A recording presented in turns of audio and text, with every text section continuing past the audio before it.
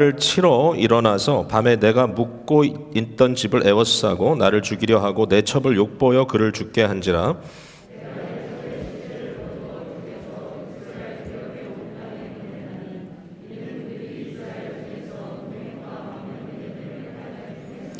이스라엘 자손들아 너희가 다 여기 있은즉 너희의 의견과 방책을 낼지니라 하니라.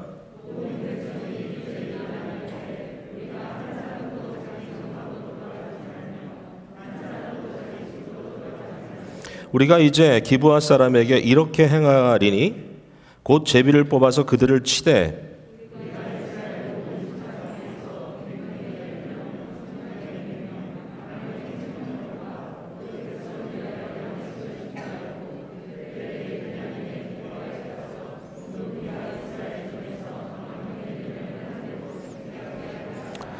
이와 같이 이스라엘 모든 사람이 하나같이 합심하여 그 성읍을 치려고 모였더라.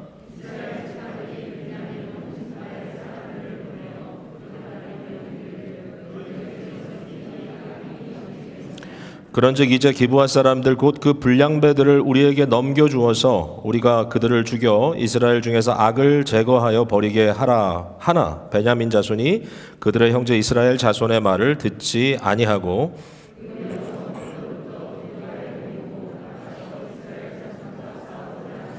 그때 그 성읍들로부터 나온 베냐민 자손의 수는 칼을 빼는 자가 모두 2만 6천 명이요 그 외에 기브아 주민 중 택한 자가 700명인데 이 모든 백성 중에서 택한 700명은 다 왼손잡이라 물매로 돌을 던지면 조금도 틀림이 없는 자들이더라. 네, 우리 오늘 본문의 말씀은 사실은 19장 전체부터 시작을 해서 21장 사사기 끝까지 읽어야 전체 에피소드가 이제 한눈에 들어오는데요.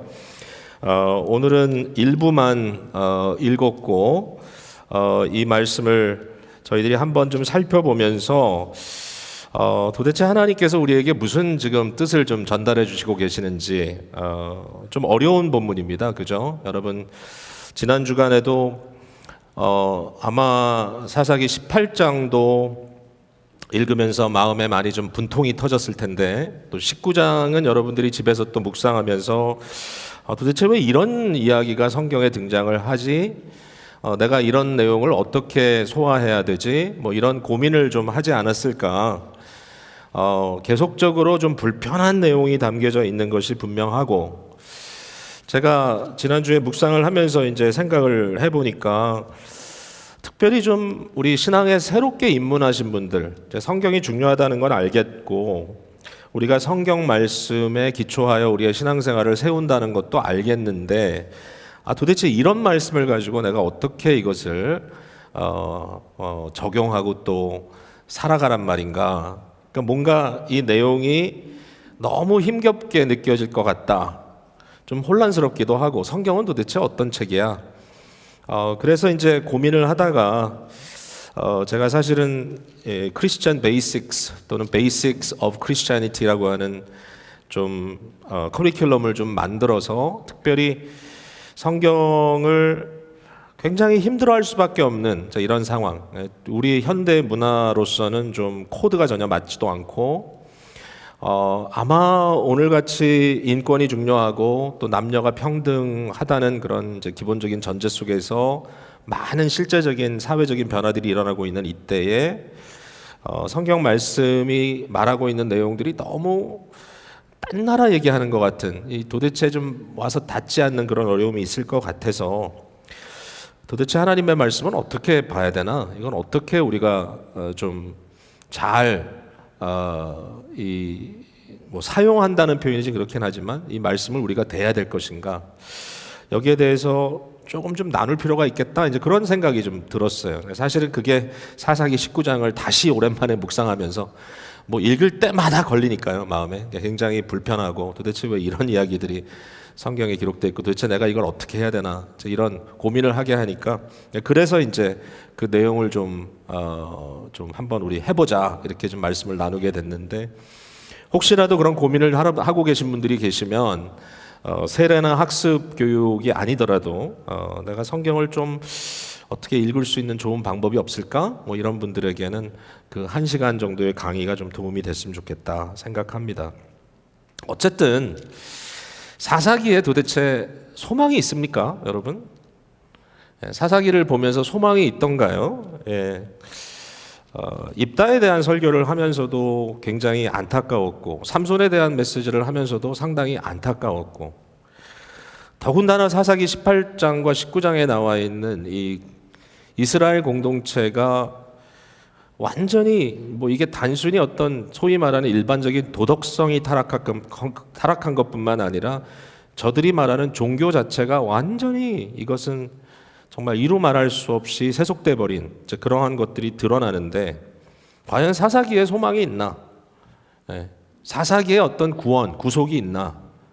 뭐 부분적으로 우리가 이것을 통해서 믿음에 대한 증거가 나오고 이 안에서 예수 그리스도의 어떤 사건들이 이렇게 상징적으로 튀어나오는 것들을 볼 수 있지만, 그러나 사사기 전체가 너무 좀 암울하다. 근데 여러분, 저는 그 가운데서 20장을 이제 지난주에 쭉 다시 보다가 사실 처음에는 그런 걸 좀 못 느꼈는데, 이거 읽으면서 여기에 어떤 소망이 있다라고 하는 이제 굉장히 좀 새로운 어떤 빛을 좀 발견하게 됐어요. 제가 그 얘기를 여러분과 좀 나누려고 합니다. 굉장히 어려운 설교라고 생각하는데, 그래도 여기에 뭔가 소망이 있다.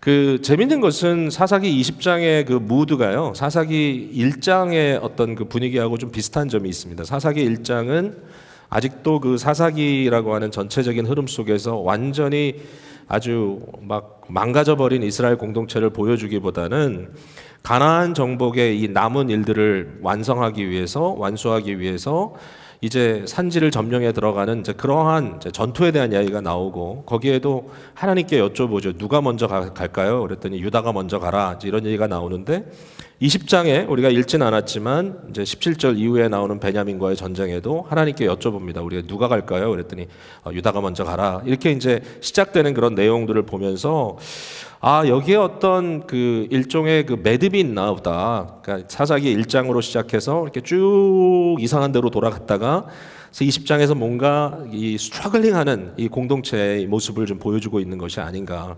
다시 전투적인 공동체로서 이 재등장하고 있는 이 일종의 회복의 사건이 아닌가. 그리고 특별히 이 사사기 21장이 결론인데요. 결론이라기보다는 이제 마지막 장인데, 21장의 내용이 조금 좀 어색하죠. 이 베냐민 지파가 결국은 이 내전을 통해서 이제 완전히 그 이제 쇠망하게 되지 않습니까? 거의 다 없어지게 되고, 이제 이것으로 인해서 이스라엘 백성들이 아주 비통해하죠. 12지파 중에 한 지파가 사라지게 생겼다. 이제 그러면서 아주 재밌는 그런 에피소드를 통해 가지고 베냐민 지파들을 다시 소생시키려고 하는 이런 공동체의 에포트가, 공동체의 노력이 이제 21장에 나오고 이제 끝나잖아요. 물론 그 마지막 절, 그때는 이스라엘의 왕이 없었으므로 사람들이 각기 자기의 소견에 오른 대로 행했다고 하는 좀 안타까운 전반적인 평가가 있지만, 그럼에도 불구하고 이 20장에는 뭔가 이 회복을 시키고자 하는, 한 지파를 다시 한번 회복시키고자 하는 그런 회복의 메시지가 들어가 있다. 이것도 저에게는 굉장히 중요한 키가 됐습니다. 자, 그럼 지금 뭘 얘기하려고 하는 거냐? 제가 사사기 20장을 보니까 이것은 일종의 이 권징하는 그러한 장면이다라고 하는 것이 들어오겠어요. 여러분, 그 교회에서 장로님들을 이제 세울 때, 뭐 사실 모든 직분에도 좀 그 의미가 있겠습니다만, 특별히 교회를 치리하는 그런 직분을 맡은 분들을 세울 때 꼭 공부하고 심지어는 이제 시치를 해가지고 패스해야 되는 게 뭐냐면 권징조례입니다. 권징조례.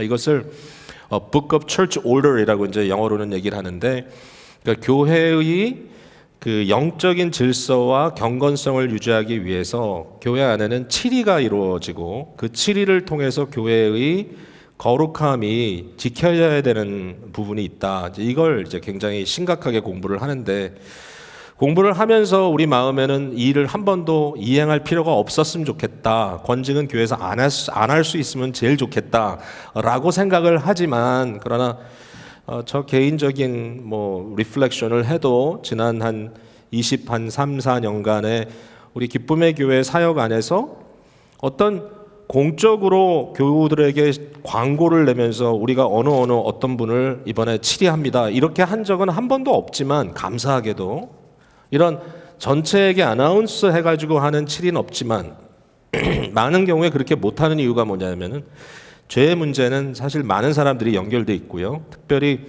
한 사람이 죄를 지었을 때 그 죄에 대한 어떤 그 영향이, 파급이 뭐 아내나 남편에게 또는 자녀들에게도 갈 수 있기 때문에 이 문제가 굉장히 어렵죠. 그래서 이것을 뭐 공개적으로 내놓고 다 다룰 수 있다고 하기에는 참 어렵지 않습니까? 그렇게 할 수밖에 없는 상황이 오기도 하지만, 뭐 감사하게도 그렇게는 안 했는데, 그러면 교회 안에 어떤 이런 치리 사건이 없었느냐, 교회 권징이 없었느냐? 아니요, 있었어요. 사실은 여러 건이 있었고 최근에도 지금 매듭을 짓는 일이 하나 있어요. 그래서 이 모든 일들 가운데 굉장히 어렵지만 그러나 중요한 사역이 바로 권징이다, 이 일이다, 치리하는 일이다, 이제 이런 생각을 하는 가운데, 특별히 사사기 20장은 이스라엘 공동체가 어떻게 보면 마지막 그들의 자존심을 지키기 위하여 엉망진창이 됐지만 이미 그 사회 자체가 여러모로 망가져버린 것처럼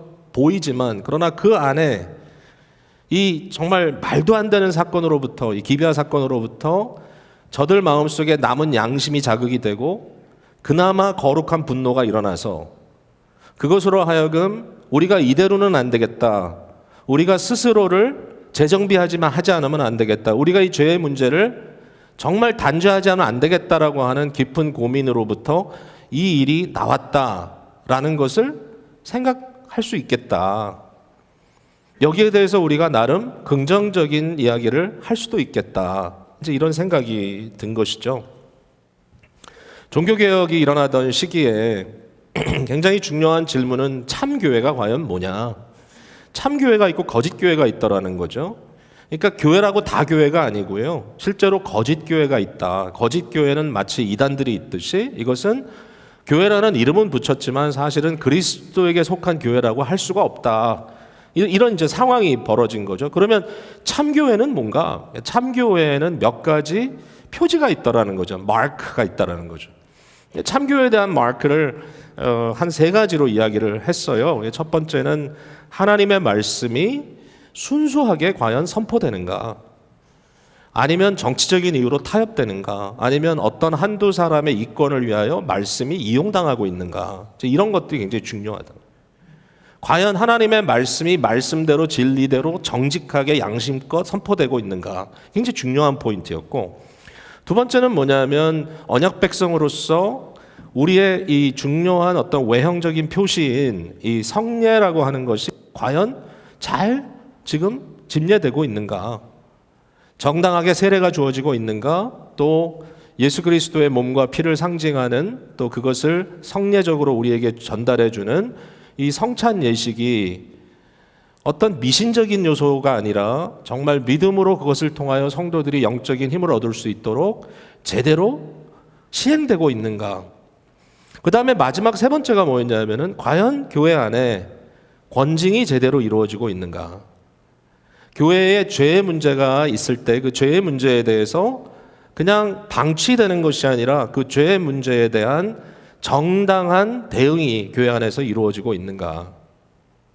여러분, 이 3가지가 이루어졌을 때, 그러므로 공동체가, 교회 공동체가 그냥 널려 있는 것이 아니라 그 교회 공동체에 어떤 단호함이 있고 신앙의 인테그리티죠, 일종의 통전성, 그러니까 믿음을 가졌다라고 했을 때 이게 그냥 아무런 의미가 없는 게 아니라 거기에 적절한 경계가 있고 그 경계 안에서 예수 그리스도의 주권이, 주인 되심이 실제적으로 펼쳐지고 있는가? 너무 중요하다. 그리스도의 말씀이 제대로 선포되고 그리스도의 몸과 피가 제대로 나눠지고 예수 그리스도의 주권이 제대로 이루어져서 과연 거기에 여기가 하나님의 나라의 바로 대사관과 같은, 여기는 하나님의 주권이 선포되고 이행되는 공동체입니다라고 말할 수 있는 그러한 근거가 있는가? 여러분, 너무 타당한 얘기 아닙니까? 너무 당연한데요, 참 어렵습니다. 이게 요즘은 컨슈머 시대잖아요. 이 교회도 일종의 컨슈머라이즈 되고요. 사실 종교개혁이라는 건 좋은 건데 이 개신교의 파생과 함께 어떤 의미에서는 이게 약간 비즈니스 모델처럼 들어와가지고 여기저기 교회들이 우후죽순 생겨나고 그 안에서 교회라는 것은 이제는 모든 사람의 선택권으로 이렇게 주어졌다라는 것이죠. 어떤 분이 얘기를 하더라고요. 교회가 아주 굉장히 드라마틱하게 바뀌어진 현대 시대의 그 계기가 뭐였냐면은 바로 자동차가 생긴 이후부터다는 거죠. 내 동네 교회 하나밖에 없으니까 거기 가야 되는데 이 패리시 철치를 가던 이 모델이 붕괴되고 내가 차가 있으니까 20분, 30분, 1시간이라도 내가 얼마든지 내가 원하는 교회 찾아갈 수 있다라고 했을 때 결국은 교회라고 하는 형태가 아주 forever change 됐다. 이 로컬 철치의 개념이. 그러면 이게 뭐 다 나쁜 거냐? 그럴 순 없죠. 저는 신앙의 양심이라는 건 되게 중요하고 우리가 신앙의 양심에 따라서 교회의 어떤 이 좀 전에 말한 대로 트루 철치를 내가 어떤 의미에서는 좀 설치해야 되고 그 안에서 내가 정말 커밋할 수 있는 내 자신의 이 인테그리티를 정말 드릴 수 있는 그런 교회 공동체의 일원이 되겠다라고 하는 것은 신앙의 자유, 양심의 자유이기 때문에 중요한 것이지만 그런데 그런 이유가 아닌 굉장히 사사로운 이유를 가지고 어떨 때는 권징을 하려고 하면 딴 교회로 도망가 버리기도 하고 여기서 문제 저기서 문제 또 저기서 문제 이런 식으로 반복해서 계속해서 결국은 이게 막 기름을 쳐놓은 것처럼 계속 미끌미끌하면서 가는 그러니까 전혀 그 안에 어떤 이 영적인 공동체로서의 기능이 이루어지지 않는 그러한 형태가 되어버렸다면 이제 그걸 어떻게 할 것이냐 그걸 어떻게 할 것이냐 이제 이러한 중요한 문제가 있는 거예요.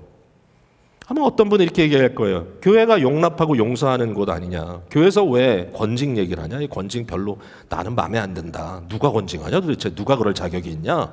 예? 이런 걸 도대체 왜 하냐. 근데 여러분 교회는 맞아요. 교회도 그렇고요. 여러분 가정도 그래요. 여러분 가정은 작은 교회니까요. 용납하고 용서하는 공동체가 돼야 돼요. 여러분 자녀들이 밖에서 죄 짓고 양심이 막 너무너무 이렇게 양심이 막 눌렸는데 그러한 얘기를 집에서는 계속 꽁꽁 숨기고 정말 도움이 안 되는 친구들한테 가가지고 얘기하고 그런 경우들이 많아요. 근데 저는 그게 좀 안타까워요. 저도 사실은 너무 엄한 가정에서 맨날 숨기고 살아가지고 나중에 좀 원통하더라고요. 내가 왜 그렇게 살았나. 근데 가정 안에 복음이 선포되고 거기에 용서와 회개가 있고 가정 안에서 따뜻한 그 변화의 분위기가 있다면 자녀들이 예쁘게 자랄 거 아니에요. 근데 그걸 잘 못한다 우리가. 그러니까 너무 중요해요. 이 용납과 용서가 중요한데 그러나 용납과 용서에는 중요한 컨디션이 있어요. 그게 뭐냐면 회개하는 거예요.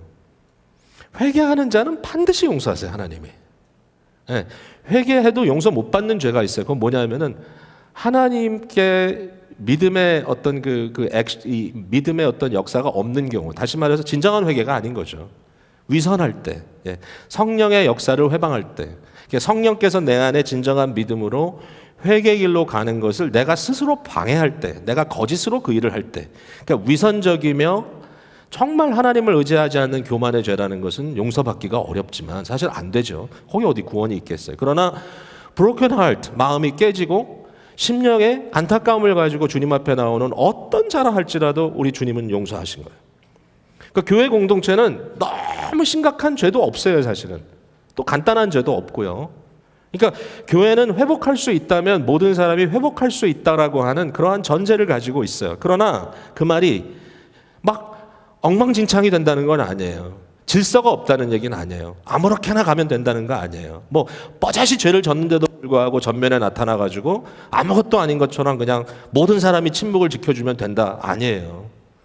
여러분 교회 리더가 범죄하면 그 범죄에 대해서 리더십을 더 이상 활용하지 못해야 됩니다.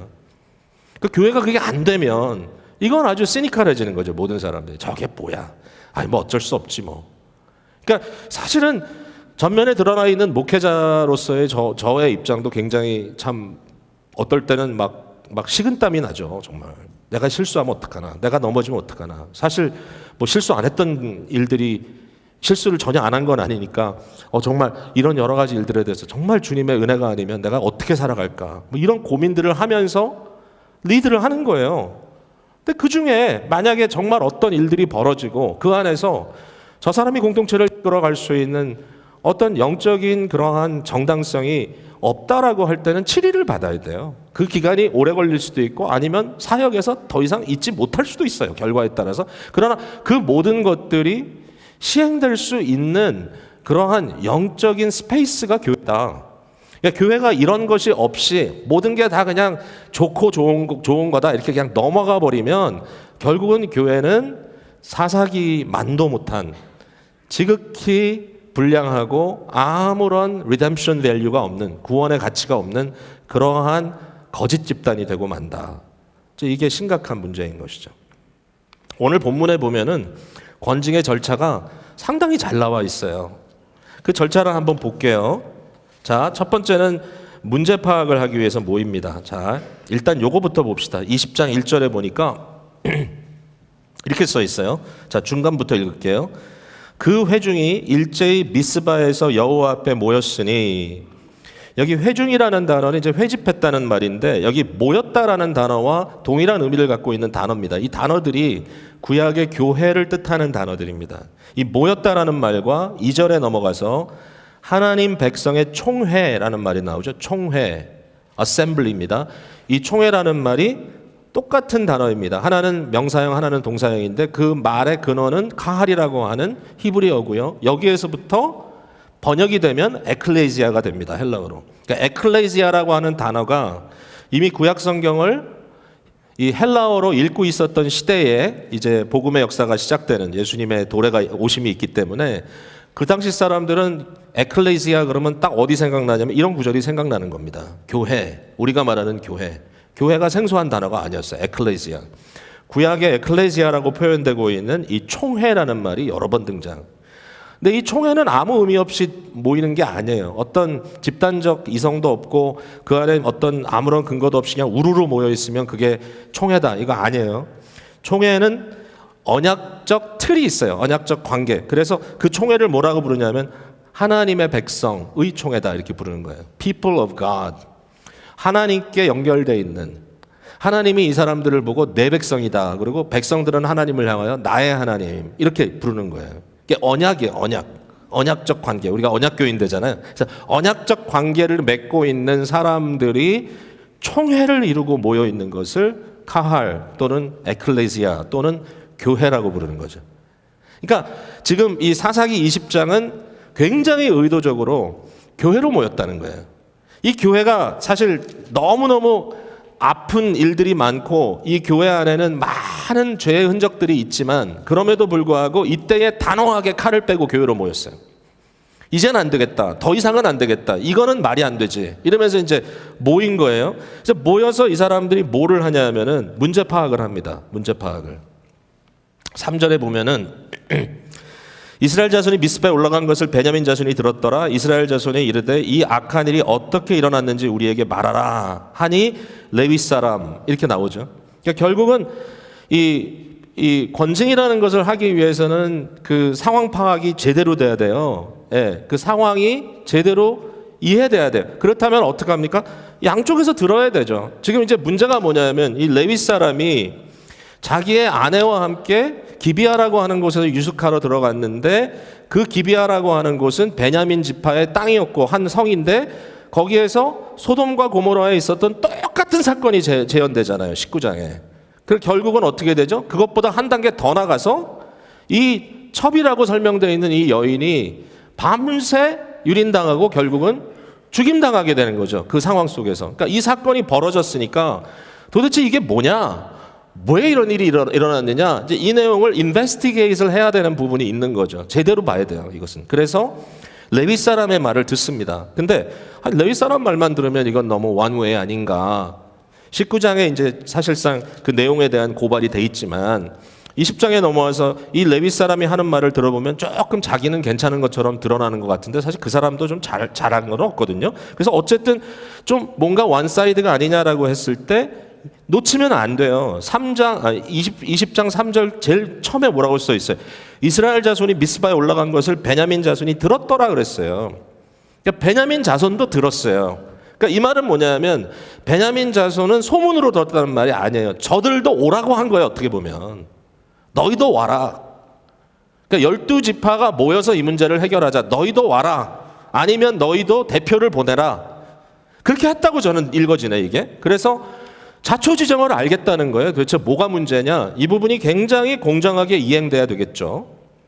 그 다음에 다 들은 다음에 거기에 대해서는 생각하고 거기에 대해서 아주 잘 상의를 해야 돼요. 이게 이미 그 의도가 19장 마지막에도 드러나요. 제 19장 마지막 부분에 뭐냐면 이런 일은 일어나지도 아니하였고 보지도 못하였더라도 도대체 이런 일은 없어야 될 일인데 이 일을 생각하고 상의한 후에 말하자 이렇게 얘기하면서 20장 7절에 보면 이스라엘 자손들이 너희가 다 여기 있은즉 너희의 의견과 방책을 낼지니라. 여기에 대해서 우리가 깊이 의논하자. 도대체 우리가 어떻게 해야 되느냐 문제를 깊이 고민하는 겁니다. 이게 있죠, 이런 일이. 자, 그 다음에 고민을 하고 나서 결정을 했습니다. 뭘 결정했냐면 징계를 결정합니다. 징계를 10절에 나옵니다. 자, 거기도 끝부분에 갈게요. 그들에게 베냐민의 기브아에 가서 그 무리가 이스라엘 중에서 망령된 일을 행한 대로 징계하리라. 이 징계한다는 말은 굉장히 재밌는 표현입니다. 우리 말로는 징계라는 단어를 썼지만 사실은 이 말의 의미는 그들이 한 대로 돌려준다라는 뜻이에요. 한 대로 돌려준다. 그러니까 저는 이 부분이 징계 문제에 있어서 굉장히 중요하다라는 생각을 하게 됐어요. 공정해야 되는 거죠. 예, 일을 행했으면 일을 돌려주는 거지 일을 한 것에 대해서 10을 돌려주면 안 되고 10을 했는데 하나를 돌려줘도 안 되죠. 그러니까 그 일에 대한 정당한 결과가 있어야 되는데 예를 들면 어떤 한 사건이 있는데 그 사건의 어떤 상황으로 봤을 때 이거 그냥 떠벌린다고 될 일이 아닌데 어떤 경우는 여론을 가지고 그 사람을 죽일 수도 있고 그 일 하나를 가지고 그 주위를 쑥대밭으로 만들 수가 있죠. 그건 굉장히 나쁜 일이에요. 요새 미디어가 그런 일도 가끔 하죠. 그러니까 굉장히 나쁜 일이에요. 그러니까 일에 대해서는 일로 보응해야 되고 10에 대해서는 10으로 해야 되는데 어떨 때는 10을 하나로 그냥 덮어버리고 어떨 때는 하나를 열로 막 번지게 해버리고 그러니까 그렇게 하면 안 된다. 여기에 굉장히 중요한 표현입니다. 그들이 한 대로 징계하자. 그들이 이렇게 했으니까 여기에 대해서 우리가 정당하게 하자. 공의를 고민해야 되는 것이죠. 자, 그러면 그 다음에 그냥 군대를 이끌고 들어가서 그냥 쳐부셨냐? 아니에요. 12절부터 베냐민 온 지파에 사람을 보내어 두루 다니며 이르기를 너희 중에 생긴 이 악행이 어찌 됨이냐라고 추궁하는 거예요. 저들에게 가서 말을 해야 돼. 도대체 너 왜 그랬냐? 그러면서 이제 솔루션을 제시하죠. 13절에. 그런즉 이제 기브아 사람들 곧 그 불량배들을 우리에게 넘겨주어서 우리가 그들을 죽여 이스라엘 중에서 악을 제거하여 버리게 하자. 중요한 문제는 지금 이 죄에 대한 문제를 도려내야 되니까 이것을 도려내기 위해서 기브아에 특별히 그 불량배들을 내놔라. 그 일에 책임이 있는 사람들을 내놓고 그들을 올바로 처벌함으로써 이스라엘 공동체의 이 죄의 이 피값을 제하여 버리자. 해결하자는 거잖아요. 그러니까 해결을 하는데 이 상황이 여러분 어때요? 굉장히 리저너블하지 않아요? 해당되는 사람을 내놔라. 그 사람들을 처벌하겠다. 근데 문제가 뭐죠? 안 하죠. 그렇게 안 하겠다는 거죠. 그러니까 이 베냐민 지파가 왜 그렇게 안 했냐면 자존심이 대단해요. 나중에 보면 베냐민 군대가 이게 만만치가 않아요. 심지어는 기브아에 뭐 700명인가요? 이 수백 명의 이 빼어난 용사들이 있는데 이 돌팔매질을 하면 머리카락도 미싸지 않는데요. 그러니까 이 사람들이 굉장히 자신만만한 거예요. 이게 타락한 교회의 모습이에요. 뭐죠? 내가 돈 있는데, 내가 힘 있는데, 내가 영향력 있는데 네가 왜 나를 건드려? 내가 누군지 알아. 그것 때문에 자기의 죄를 고백하지 않는 거예요. 그러니까 굉장히 안 좋은 케이스가 된 거죠. 그래서 결국은 베냐민에게 물리적인 징계를 집행할 수밖에 없는 상황이 온 것입니다. 자, 이제 이 물리적인 집행을 하는데 어려움이 있습니다. 백성들이 하나님께 여쭤봅니다. 지금 누굴 보낼까요? 유다를 먼저 보내라. 어쨌든 올라갔는데 완벽하게 패배합니다. 이 베냐민 족속들에게 완전히 져요. 뭐 굉장히 많은 사람이 죽어요. 피 흘림이 있어요. 그때 이스라엘 자손이 23절에 여호와 앞에서 저물도록 울었다 그랬어요. 여호와께 여쭙다는 거예요. 하나님과 소통을 안 한 것 아닌데 내가 하나님께 물어봤는데 도대체 왜 이렇습니까? 주님 왜 이렇게 출혈이 많습니까? 이게 문제기 때문에 내가 다루고 있는데 왜 이렇게 출혈이 많죠? 자, 또 갈까요? 가라. 가서 싸웠어요. 근데 또 완전히 패배했어요. 26절에 이렇게 써 있습니다. 이에 온 이스라엘 자손 모든 백성이 올라가 베델에 이르러 울며 거기서 여호와 앞에 앉아서 그날이 저물도록 금식하고 번제와 화목제 여호와 앞에 드리고. 저는 이게 되게 중요하다고 생각해요. 이 부분이. 언뜻 보면 하나님이 싸우라고 했다가 싸웠더니 졌다. 하나님 도대체 이게 뭡니까? 지금 우리 지금 놀리는 겁니까? 이렇게 말할 수 있지만 저는 이게 너무 중요하다고 생각하게 됐어요. 왜? 권징이라고 할 때요. 어떤 사람이 죄를 지었다고 네 문제다라고 일방적으로만 얘기할 수 없어요. 하나님은 이스라엘 전체를 다루고 있어요. 여기서 이스라엘 전체가 범죄했어요. 사실은 기브아의 범죄가 좀 특별한 범죄인 건 사실이에요. 그러나 앞서 우리가 봤지만 이스라엘 백성들이 얼마나 총체적으로 도덕적으로 무디고 영적으로 지금 낙후되어 있는가를 봤잖아요.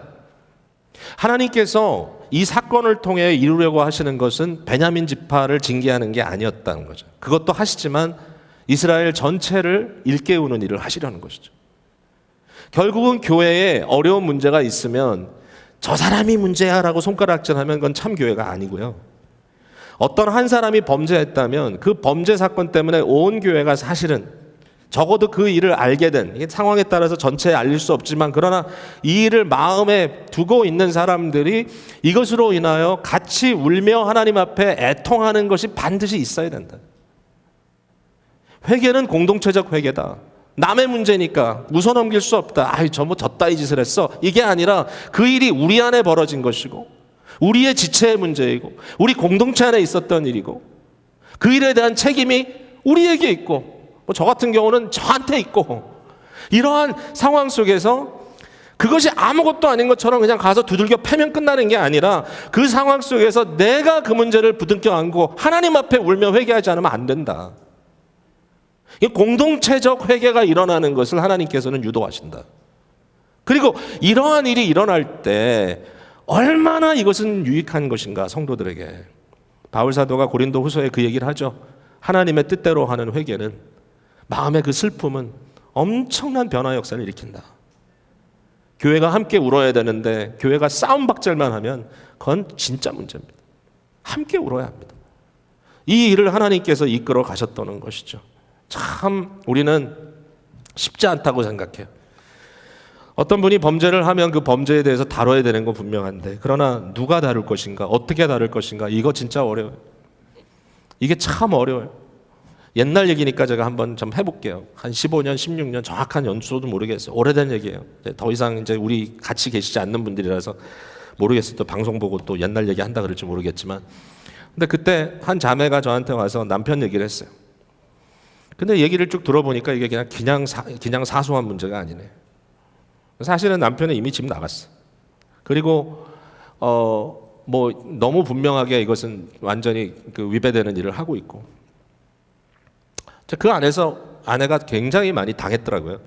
여러 가지로. 제가 그것을 개인적으로 들으면서 그 자매에게 그랬어요. 이거는 우리가 가만히 있을 수는 없을 것 같습니다. 일단 제가 가서 말씀을 드려야 할 것이고, 또 이 문제에 대해서 물론 굉장히 얼마나 힘들겠어요. 그게 가끔은 제가 그래요. 이런 비슷한 일들이 벌어질 때 어떨 때 참 하기 싫은 얘기를 해야 되거든요. 제가 얼마 전에도 그런 일이 있었어요. 정말 어려워요. 근데 그 일을 해야 돼요. 뭐 어떤 경우는 다른 분도 그 일을 해야 될 때가 있는데 제가 그 일을 할 때가 있어요.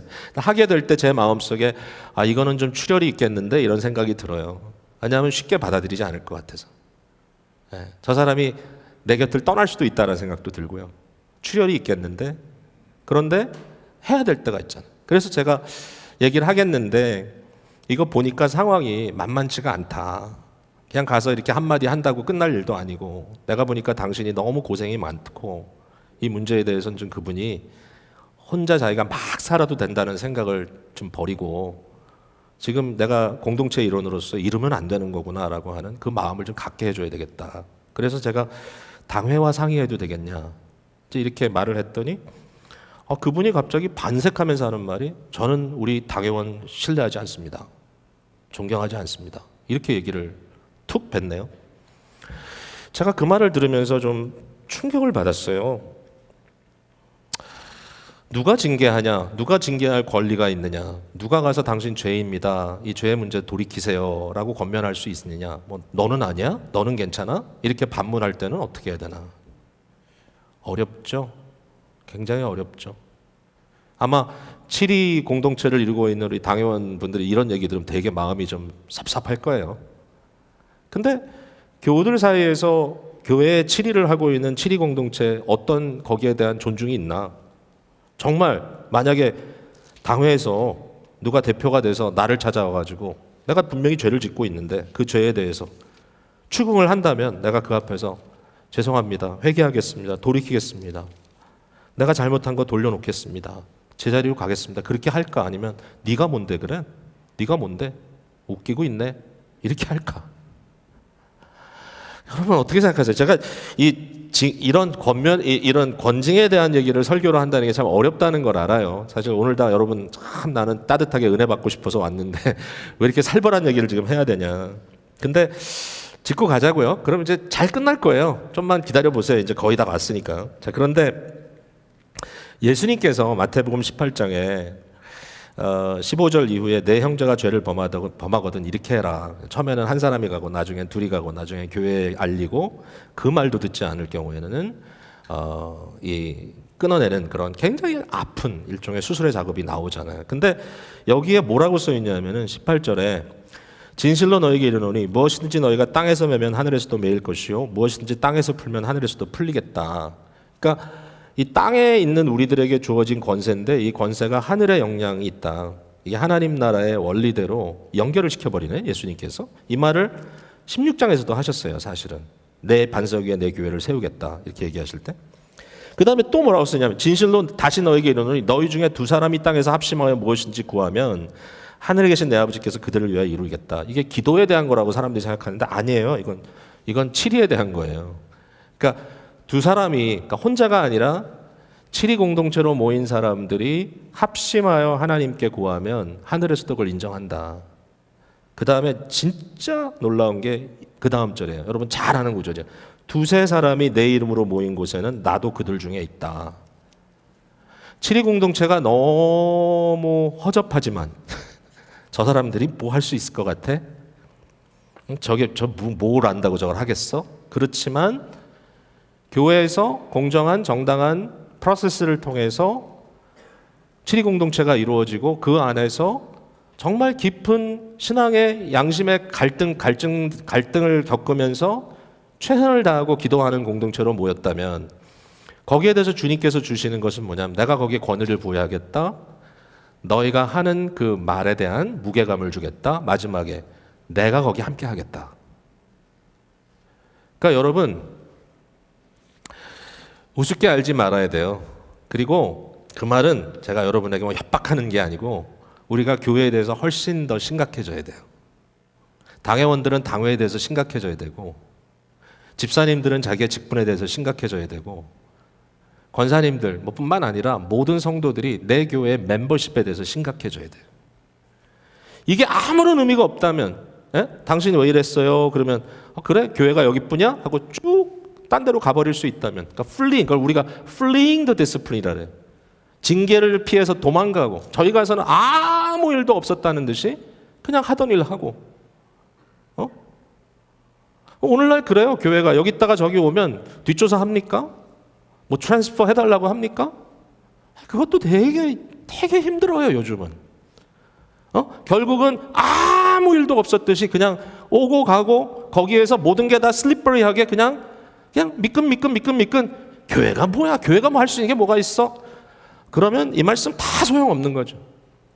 제가 우리 기쁨의 교회 성도님들께 부탁합니다. 여러분 교회의 일원이 된다는 걸 좀 더 심각하게 생각해 주시고요.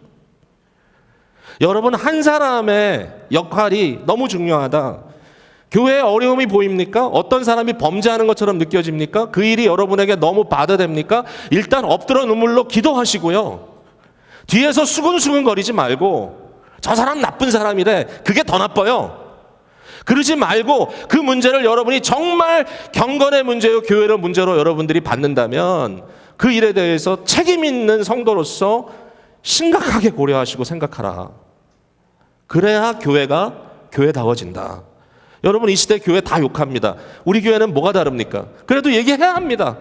부족하지요. 사사기 교회만도 못한 부분이 있을지 몰라. 그러나 적어도 이 부분에 와서 다시 한번 우리도 깨어나는 거예요. 하나님, 우리에게 정신 차리게 해주십시오. 우리도 이 일을 감당케 해주십시오. 그리고 함께 울겠습니다. 함께 고민하겠습니다. 사사기 20장 이후에 나오는 마지막 단계는 이미 말씀드렸어요. 회복에 대한 고민이고요. 회복을 해야 되기 때문에 하나님 앞에 큰 소리로 웁니다.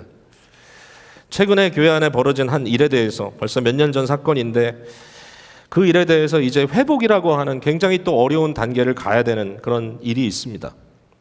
더 이상 우리 공동체에 남아있지 않지만 그럼에도 불구하고 또 아무데나 가서 거기서 그냥 아무 일도 없었듯이 해서는 안 되기 때문에 그 대상자에 대해서 제가 추궁하면서 거기에 대해서 다시 레스토레이션의 과정을 해야만 한다라고 얘기하고 있고, 그 교회 목사님하고 얘기를 하고 있습니다. 여러분, 이런 얘기 들으면 좀 놀랄지 모르겠어요.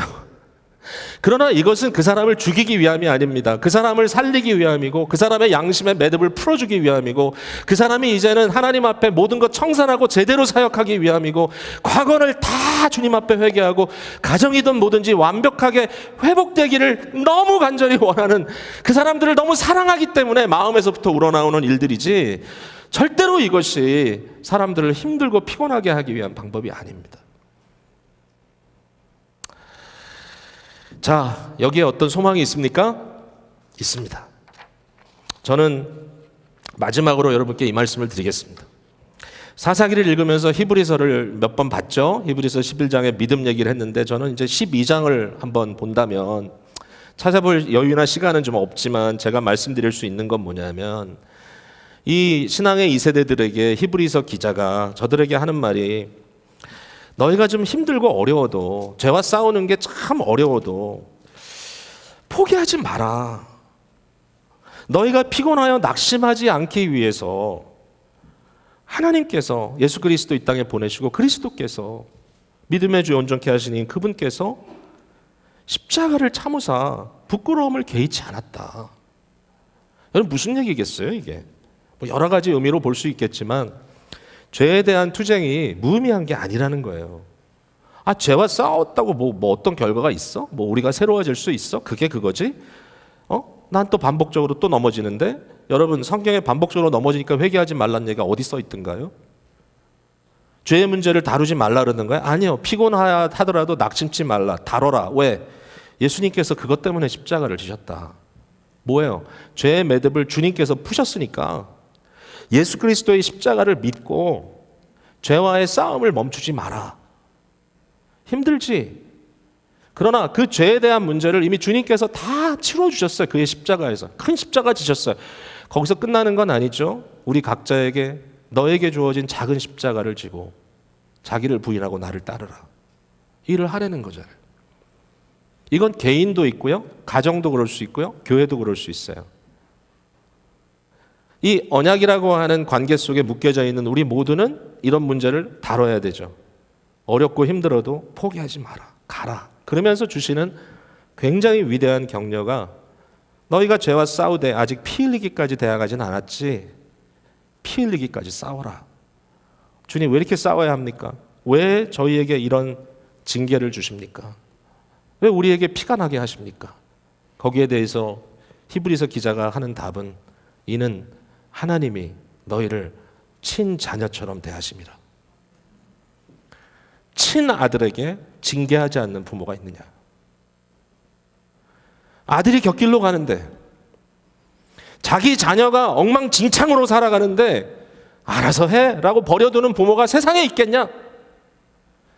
만약에 하나님이 이런저런 방법을 통해서, 심지어는 교회 공동체의 어떠한 기능을 통해서 너에게 찾아와서 문을 두드리거든, 뭐야 이건 또 신경질 부리지 말고 하나님이 나를 아들로 대하신다라고 하는 것을 깨달아라. 하나님이 너를 아들과 딸로 대하신다. 친자식처럼 다루신다. 내가 이렇게 어떻게 살아요? 내가 창피해서 어떻게 살아요? 지옥 가는 것보단 납니다. 버려지는 것보단 납니다. 내 심령과 내 영혼이 영원토록 이게 완전히 둔탁해져 가지고 더 이상 양심의 가책도 없이 죄 속에서 돌이키지도 못할 함정 속에 빠져서 허우적거리는 것보다는 오늘 주님, 내가 힘들어도 나를 빡빡 씻어주시고 내 체면이 좀 구겨진다 할지라도 주님 앞에 회개하고 돌이키게 하옵소서. 이런 기도를 피차 하면서 교회 공동체를 세워나갈 수 있다면 얼마나 아름다울까. 여러분, 어렵지만 오늘도 이 말씀 붙들고 예수 그리스도의 십자가 붙들고 믿음의 길을 계속 가시는 성도 여러분 되시기를 주님의 이름으로 축복을 드립니다. 기도하겠습니다.